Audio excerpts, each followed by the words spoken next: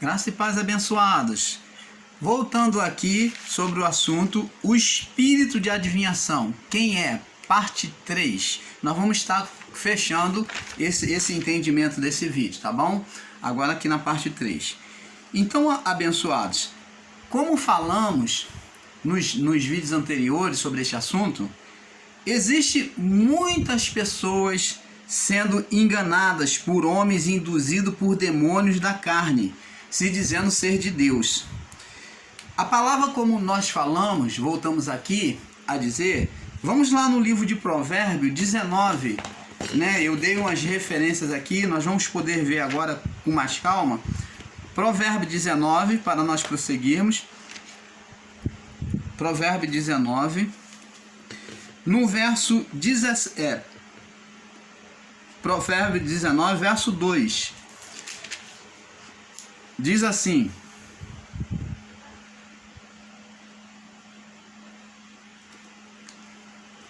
diz aqui: assim como não é bom ficar a alma sem o conhecimento, assim como não é bom ficar a vida sem o conhecimento, peca aquele que se apressa com os seus pés. Então está falando que a pessoa que era precipitada, aquela que não sabe esperar por Deus, pela manifestação de Deus, ela pecava.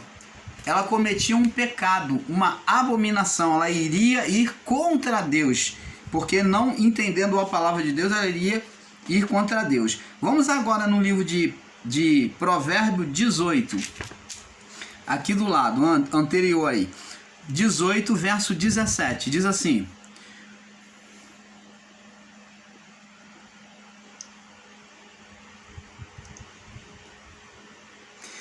diz aqui: o que preiteia por algo, que luta por algo, preitear é lutar. O que preiteia por algo, a princípio parece justo. Então, você vê que a precipitação de quem está lutando por algo, ou quem quer algo, quer conquistar algo, é como aquele jovem que quer conquistar aquela jovem, é como aquele homem que quer conquistar a mulher. Ele não se preocupa, né? Ele não se preocupa em saber qual vai ser o futuro e quem realmente é aquela pessoa. É como às vezes a pessoa toma caminho e compra um carro, como o irmão Paulo já comprou um carro, que julgando ser bênção de Deus, mas que na verdade, meu irmão, o irmão Paulo teve que se desprender desse carro, se desfazer desse carro, porque o carro estava trazendo o quê? Só despesa, só tirando recursos financeiros do irmão Paulo. E aqui se encaixa nessa palavra, diz aqui: o que preiteia, o que luta por conseguir algo, a princípio, no início, parece que é bom, que é justo. Parece que o que você está fazendo é certo. Uma decisão precipitada. Um pensamento, uma atitude precipitada em conquistar as coisas, em fazer as coisas, e a pessoa fala: não, eu quero, Deus está falando, bota até o nome de Deus, né? Diz que Deus até falou. E assim é dentro das chamadas igrejas evangélicas. As pessoas colocam Deus para poder ter credibilidade. Então, aquele que diz ser homem de Deus, diz que Deus está falando para ter credibilidade. A irmãzinha que se julga ser espiritual diz que Deus mandou falar, que Deus está falando para ela ter credibilidade. A princípio, no coração dela, aqueles pensamentos dessa que se diz ser profetiza ou missionária que entrega a revelação, ela vem coisas do seu próprio coração ao coração dela e ela diz que é Deus que está falando. Pensamentos, coisas do próprio pensamento dela, e ela atribui dizendo que é Deus que está falando. A palavra diz: precipitado, dizer é santo. Precipitado é dizer é santo. Então aqui, o que preiteia por algo, a princípio, no início, né, no coração da pessoa, parece que é certo, que é justo. Porém vem o seu próximo e o examina. Por exemplo, agora no canal, nos canais em graça, tem encontrado irmãos aí com ensinamentos que têm pegado a palavra radicalizada e que tem pregado que parece para um leigo, aquele que está chegando na graça agora, parece ser verdade, parece estar certíssimo. Mas, como diz a palavra, diante daquele que já tem uma maturidade sobre a palavra, um conhecimento mais alongado dentro da graça, que o examina, como diz aqui, vem o outro e o examina, né? Vem o outro, vem o seu próximo e o examina. Quando o próximo vem e o examina, ele então vai ver que o pensamento dele foi equivocado. Isso pode acontecer com todos nós, porque tomamos pensamentos, às vezes, que parece ser bom, como diz a palavra de Deus. Há caminhos ao homem que parece ser bom. Parece ser bom.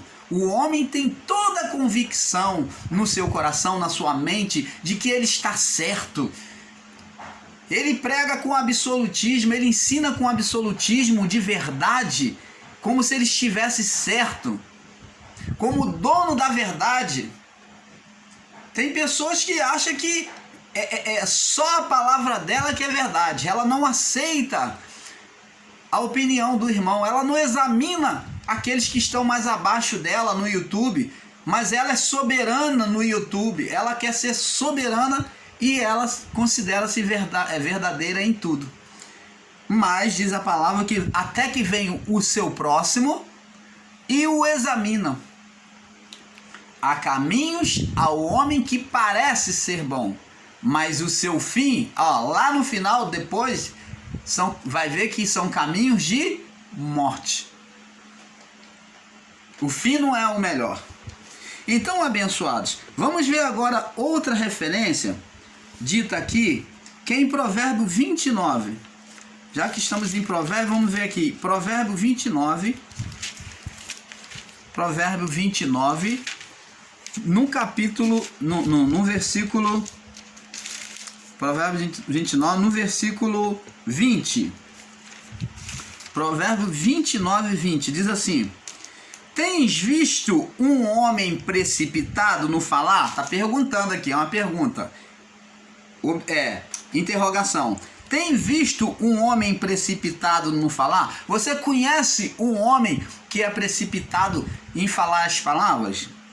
Olha só o que diz. Maior esperança há para um tolo do que para ele.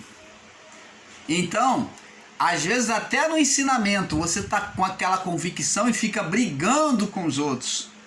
Você fica brigando com pessoas querendo botar o seu absolutismo, o seu radicalismo, né? Então, ensinando com tirania, com absolutismo, com radicalismo. E, no entanto, diz que, maior esperança há para um tolo do que para ele. Então, diante do Pai, do Criador, ele não sabe nada. Ele lá na frente vai quebrar a cara. É isso que a palavra está dizendo. Ele lá na frente vai sofrer vergonha. Entendeu? Porque ele não aceita buscar a verdade. Ele busca aquilo que é coisa do seu próprio pensamento. Vamos agora, irmãos, Provérbio 21. Provérbio 21. Ainda em Provérbio, vamos no 21 agora. Diz assim, no verso 5, Provérbio 21, verso 5. O pensamento do cuidadoso, do prudente, do diligente, tende só para a abundância. Olha, o pensamento daquele que é cuidadoso, prudente, ele tende só em abundância, em crescer. Porém, os de todo apressado ou o precipitado, tão somente o leva para a pobreza. Você está entendendo, amado? Por quê? Jesus fala até da parábola do que edificou sobre a areia e do que edificou sobre a rocha. O que edificou sobre a areia é aquele que é precipitado, que não pensa nas consequências da vida, no amanhã, na chuva, no vento, no sol que virá sobre aquela casa, no vento forte, nas inundações. Então faz a casa num lugar baixo, sem sapata, sem estrutura, né? Sem vigas, né? Sem alicerces ali, e então a água e o vento vêm, bate com ímpeto contra aquela casa e ela cai. Mas o que edificou sobre a rocha, sobre o alicerce, esse pensou sobre as consequências futuras. Então ele não está pautado apenas em um pensamento, mas ele busca interagir esse pensamento com outros pensamentos. Você está entendendo, amado? E é isso que o canal Luz da Graça tem feito. Buscar interagir o pensamento, aquilo, a palavra que Deus nos tem dado para ensinar sobre outros pensamentos. Nós não visamos e ensinamos como com absolutismo, julgando que só nós somos cristãos. Não, quando o irmão Paulo prega o evangelho aqui, a palavra do evangelho da graça, o irmão Paulo não pensa só nos brasileiros, o irmão pensa de forma mundial, de forma global. Nós ensinamos como um Deus de todos e não como Deus só do cristão, como Deus do absolutismo da graça. Nós pensamos e ensinamos como um Deus de todos. Nós pensamos e ensinamos no amor de Deus sendo derramado por todos.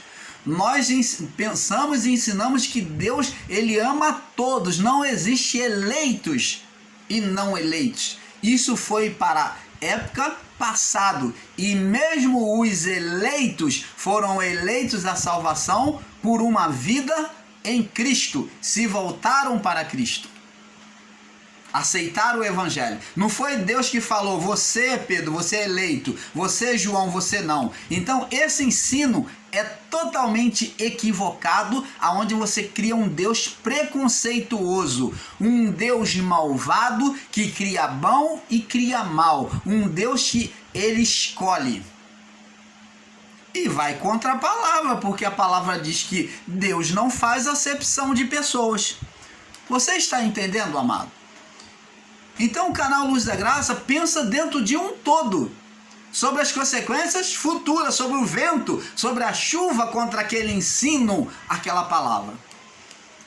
Eu não posso pregar sobre uma palavra de forma nua e crua, literal, visando e olhando só para os cristãos. Ah, Deus está falando com o cristão. Eu tenho que buscar entender dentro de um todo. Vamos lá, Vamos agora em 1 Timóteo. 1 Timóteo, no capítulo 5. Vamos ver o que está escrito aqui em 1 Timóteo, capítulo 5, a carta de Timóteo, no verso 22. Olha o que Timóteo diz aqui. Ó. A ninguém imponhas a mão precipitadamente. Imponhas precipitadamente as mãos. Paulo está escrevendo, aliás, me perdoe, Paulo está escrevendo a Timóteo, dizendo para Timóteo, ó, a ninguém imponhas a mão para orar, interceder, para curar em nome de Jesus. A ninguém você faça isso, Timóteo, não imponha as mãos precipitadamente. Por quê? Aí Paulo vai dizer aqui, ó, por que não pode impor a mão precipitadamente? Aí Paulo vai dizer aqui, ó, nem participe dos pecados da lei, conserva-te a ti mesmo puro. Então, para não se tornar cúmplice dos pecados daquela pessoa que estava sendo intercedida. Você está entendendo, amado? Aqui Deus não está ensinando por Paulo, dizendo que não se deve mais orar por imposição de mão, como é o caso de muitos irmãos em graça dizendo que não se ora mais por imposição de mão. Literalismo de palavra, radicalização de palavra, dizendo que não põe mais a mão em ninguém para orar sobre ninguém em graça. Aonde é que isso está escrito? Aonde é que isso está escrito? Que eu não posso mais orar por imposição de mão. Paulo está dizendo que na sua época, explicando para Timóteo que para a ninguém impor a mão de forma precipitada. Paulo estava dizendo que ele teria que ouvir a pessoa, procurar saber sobre a direção de Deus, o porquê que aquela pessoa estava naquele estado.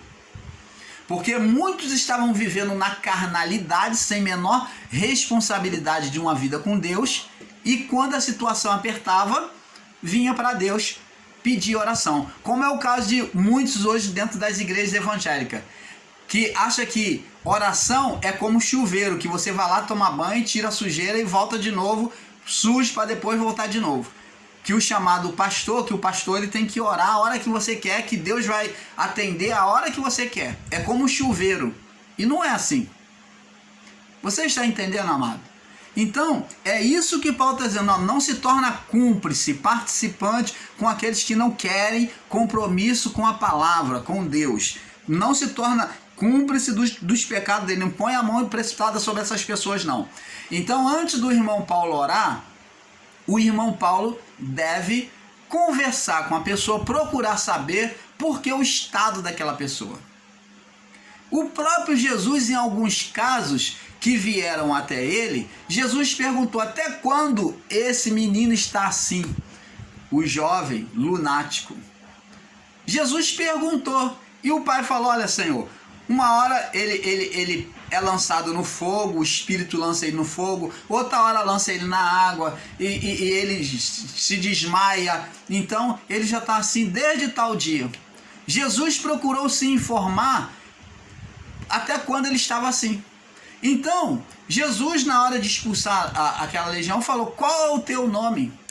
Então não é ser precipitado e sair botando a mão na pessoa e tomar o legalismo de se achar que é de Deus, porque é de Deus, e então tomando o legalismo e eu vou orar em nome de Jesus e Jesus vai curar. Ora, como ensinamos aqui nesses vídeos, Deus não está sujeito ao homem. O compromisso de Deus é com a sua palavra. Jesus disse: as minhas palavras são espírito e verdade. Se o irmão Paulo não busca viver a palavra do Pai, não adianta o irmão Paulo ficar orando. Ele pode até achar, ele pode até considerar orando que a oração dele é estrondosa, ele pode fazer barulho, ele pode até criar uma cena, um circo de sapatear, de rodopiar, mas Deus não está ali, nesse negócio. Porque Deus não se submete ao homem. Deus se submete às suas palavras. Ele tem compromisso com as suas palavras. Se estiver no erro, na carnalidade, se não estiver trabalhando ou exercendo o ministério dentro da palavra, então nada vai acontecer da parte de Deus. O que acontecer é da carne, é de espírito do engano e não de Deus. Você está entendendo, amado? Então temos que ter esse perfeito entendimento. Agora vamos aqui no livro de 2 Coríntios. Vamos ver ainda o que Paulo diz aqui agora na igreja de Corinto. 2 Coríntios, no capítulo 11. 2 Coríntios 11, no verso 15. 2 Coríntios 11, 15, diz aqui, ó, o que Paulo diz, ó: não é muito que os seus ministros de quem? Do ser espiritual Satanás. Que como Deus tinha os seus ministros, ele também tinha o deles. Por isso que lá no livro de Apocalipse, João diz que muitos se dizem ser de Deus, mas eram sinagoga, templo de Satanás, ministro de Satanás. Então presta atenção, não é muito que os seus ministros, que são aqueles que se fazem passar por anjo de luz, ensinadores, anjos aqui é pregadores, ensinadores da palavra, né? Não é muito que os seus ministros se transfigurem em ministro de justiça ou em anjo de luz, em ministro de justiça, como pregadores daquilo que diz que está falando de Deus, prega a palavra de Deus, mas estão pregando sobre um equívoco, sobre um erro, sobre uma doutrina errônea. Se transfigurem em ministros de justiça, a fim dos quais será conforme as suas obras. Então, a pessoa precipitada, ela segue esse tipo de pessoas que, por exemplo, vai nessas igrejas, chega lá o chamado pastor, ou profeta, ou missionário, ou missionária. Amados, eu não estou aqui me levantando contra ninguém. Eu estou aqui só citando essas graduações, esses títulos, para mostrar que existem pessoas enganando outras, tá? Então, não podemos tomar como radicalismo e dizer que todos os pastores são assim. Que todos os ministros são assim, que todas as missionárias são assim. Existem aqueles ministros, pastores, presbítero, diácono, né? Evangelista, que são homens piedosos, que são homens que andam corretamente diante da palavra de Deus e ensinam a palavra com responsabilidade. Não cabe a nós, o canal Luzes da Graça, eu vou falar por nós, julgar e literalizar que todos os que estão no sistema religioso estão no erro. Nós não fazemos isso. Porque existem muitos que pregam a palavra ainda compromissados com Deus. A palavra dentro de uma verdade. Existem erros nos seus ensinos? Existe. Como existe também nos ensinos de muitos em graça.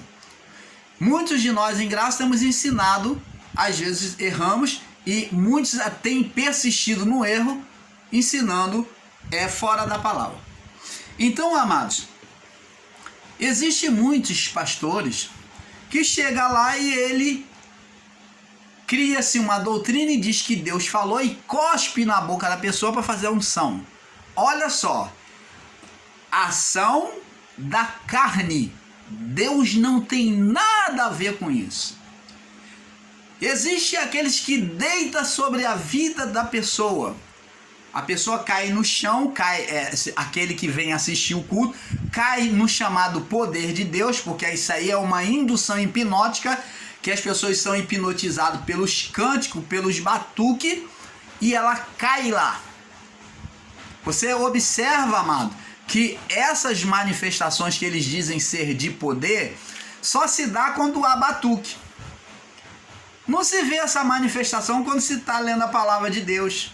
Não se vê dando glória, rodopiando, não, quando se está lendo a palavra de Deus. Mas quando começa o cântico com o batuque, os corinhos de fogo, isso provoca frenetismo da carne.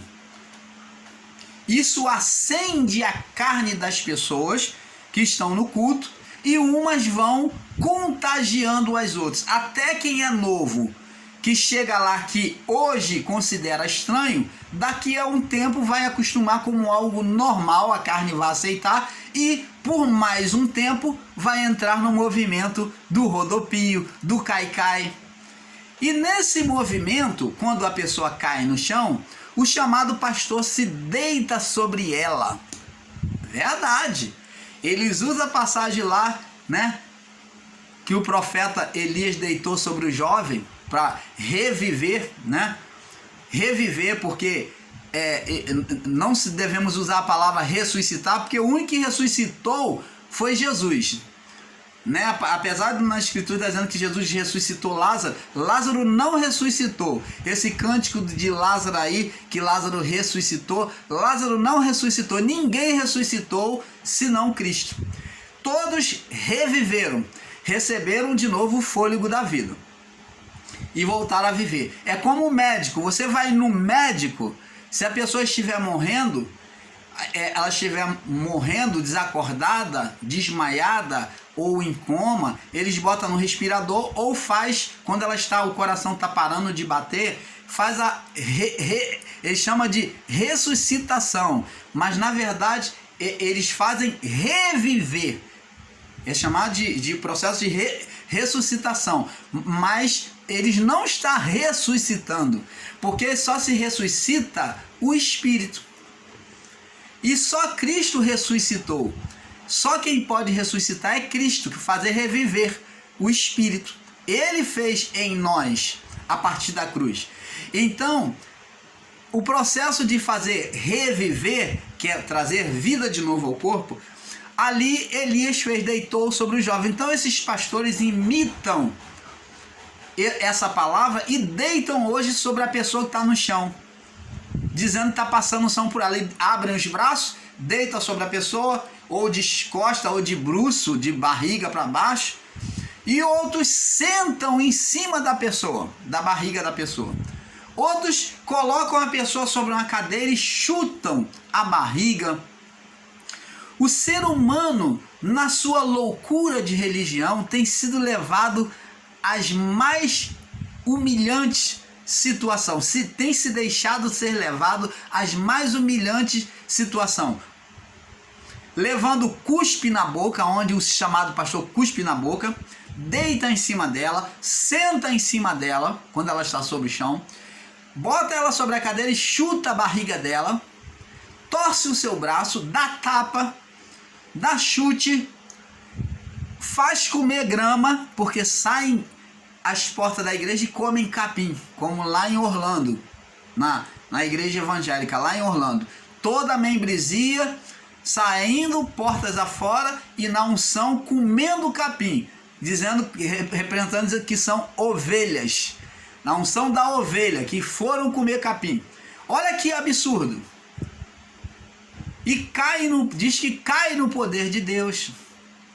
E rodopiam sem parar, igual helicóptero, a unção do helicóptero.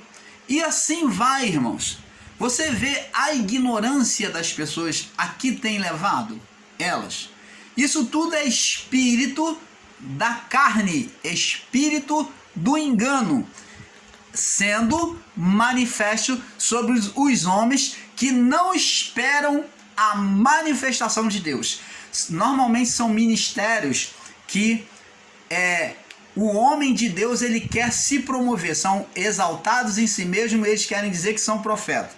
Outro ponto, essas manifestações de cura, libertação, de rodopio, veio de um movimento chamado Neopentecostes, porque no Pentecostes, da igreja primitiva em diante, não houve esse tipo de movimento, não havia esse tipo de movimento. A igreja primitiva não pregava esses rodopios, esses movimentos de curas, aonde você leva rosinha, leva frozinha, leva vela, leva sabonete, leva toalhinha, anelzinho, cruzinho para casa, nada disso. Água. Mas o novo movimento que foi chamado, que o novo Pentecostes, você vê que eles ensinam que houve o batismo com o Espírito Santo quantas vezes? 2 vezes. E isto é uma heresia. Todo ministério, todos os ministérios neopentecostais são fundados em cima da carnalidade e da soberba humana. Todos os ministérios neopentecostais. Por isso que você vai ver esses tipos de manifestações estranhas. Esses tipos de indução à idolatria.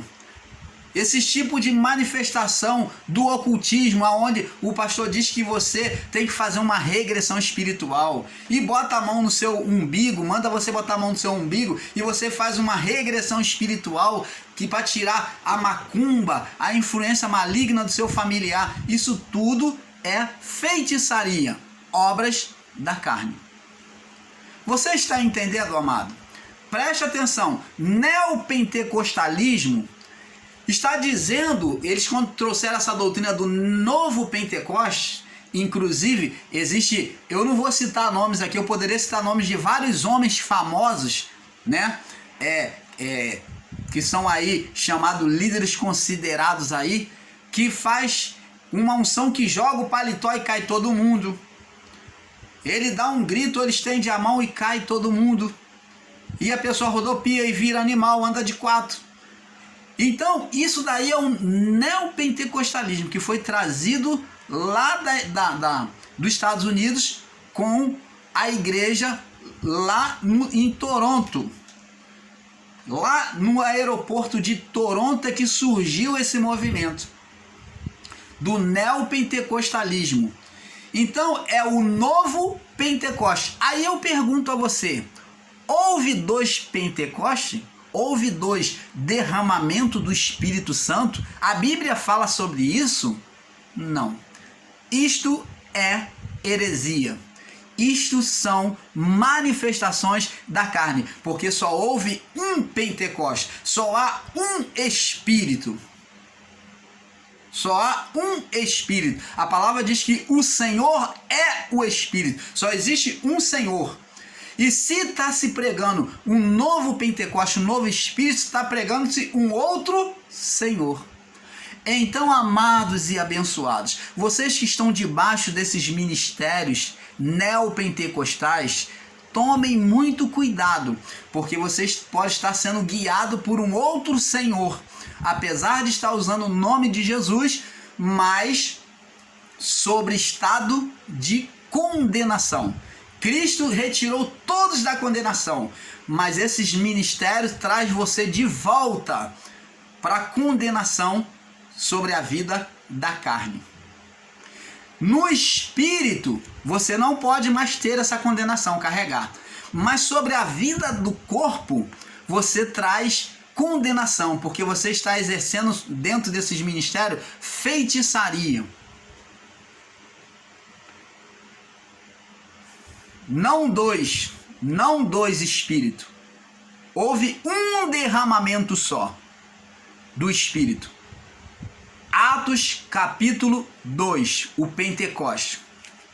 Quem ensinar 2 Pentecostes, os ministérios estão debaixo do neopentecostalismo, que são igrejas que são oriundas umas da outra, que vêm ensinar sobre as mesmas coisas, quase as mesmas coisas. Às vezes o cidadão sai de um ministério, ele não se combinou com o ministério e ele abre a dele e repete as mesmas coisas com uma pequena diferença. São ministérios pentecostais ou neopentecostais, porque eles pegam aquele movimento neopentecostal do outro que ele veio e ele aplica no dele, com alguma diferença, com alguma pequena divergência, mas ele também é neopentecostalismo. E não existe 2 Pentecostes. Isso vai contra a palavra. Você, meu irmão pregador, ensinador, seja em graça, seja no sistema religioso, você me perdoe, mas eu vou com a palavra. Não existe 2 Pentecostes. Neopentecostalismo é carnalidade. É você apresentar um outro Deus, um outro Espírito. E o Senhor, Deus, o Jesus, ele é o Espírito. Só existiu um que morreu na cruz, que é Jesus. Então só há um Espírito, que é o Espírito dele. Não existe um novo Espírito. Não existe um novo Espírito. Esse neopentecostalismo, novo Pentecoste, novo batismo com o Espírito Santo, é coisa da carne, é demoníaca, é feitiçaria. Sai fora disso, desses ensinos. Agora, vamos agora um pouco mais além.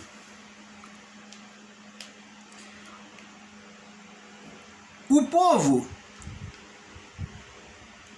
que não sabe esperar a manifestação de Deus se dá nisso aí. Como o irmão Paulo falou no vídeo anterior, o povo de Israel, por não esperar a manifestação de Deus no período da fome, no período de Elias, eles, o que fizeram?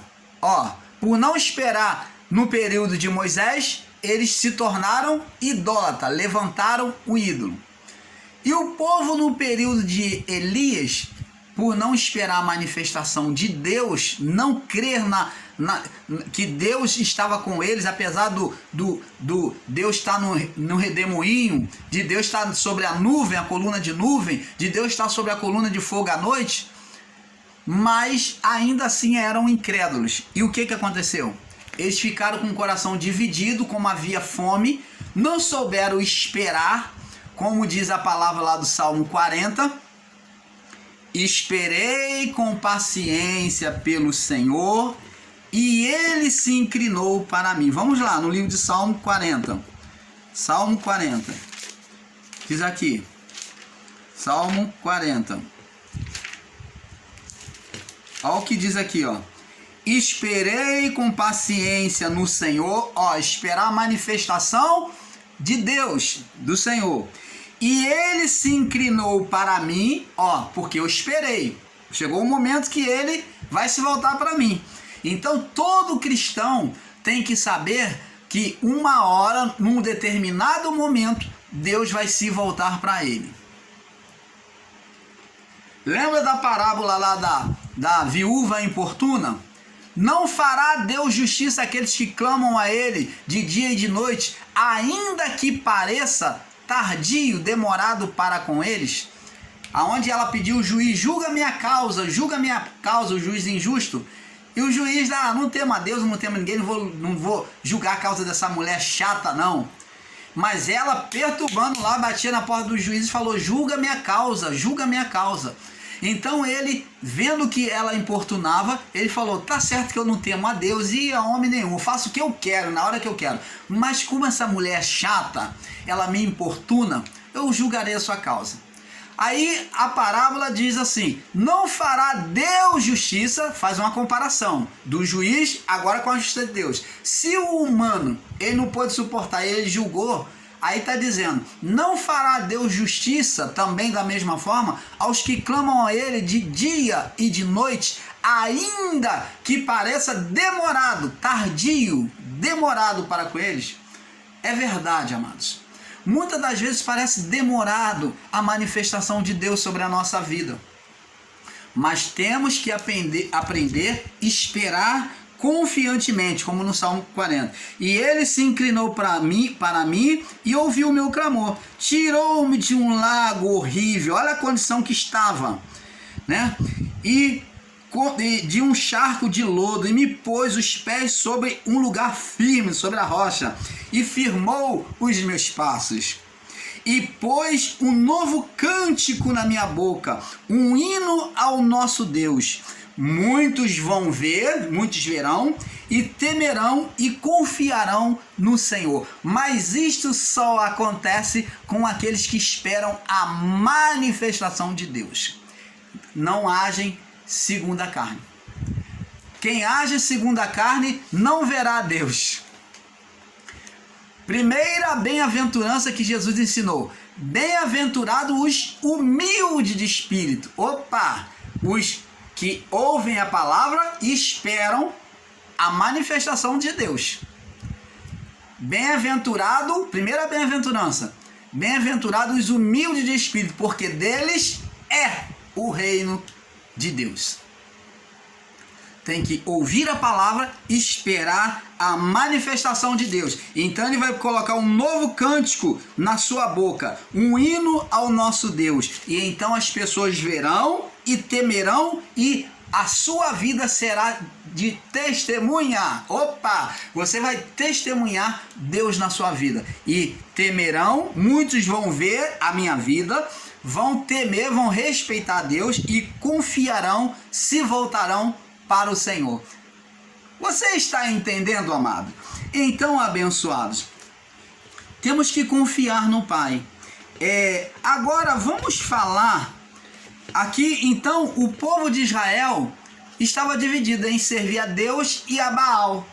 Então eles falaram, até quando vocês vão cochear entre dois pensamentos? Se o Senhor é Deus, serviu. Se o Senhor é Deus, serviu. Se Baal é Deus, serviu. Então Elias, para tirar aquela dúvida, Elias trouxe a manifestação da palavra de Deus através do sacrifício, mostrando que Deus é fiel àquele que se submete e tem fé a palavra, porque a água, a multidão de água derramada sobre o holocausto representava a confiança em Deus. A fidelidade às palavras de Deus significa fidelidade contínua à palavra. É a água sendo despejada sobre o sacrifício que pedia fogo. Então Deus ali fez cair fogo dos céus e lambeu o altar, né? A ponto das pedras chamuscadas de fogo. Então, abençoados, agora nós vamos passar para o próximo vídeo, vamos para o quarto vídeo, para não alongar, porque não vai ser possível completar tudo neste. Vamos agora só pegar o resíduo para completar esse entendimento. Vamos para o próximo vídeo, porque é um pouco aqui, um pouco ali. Paz, vamos para o próximo. O espírito da adivinhação, quem é? Parte 4.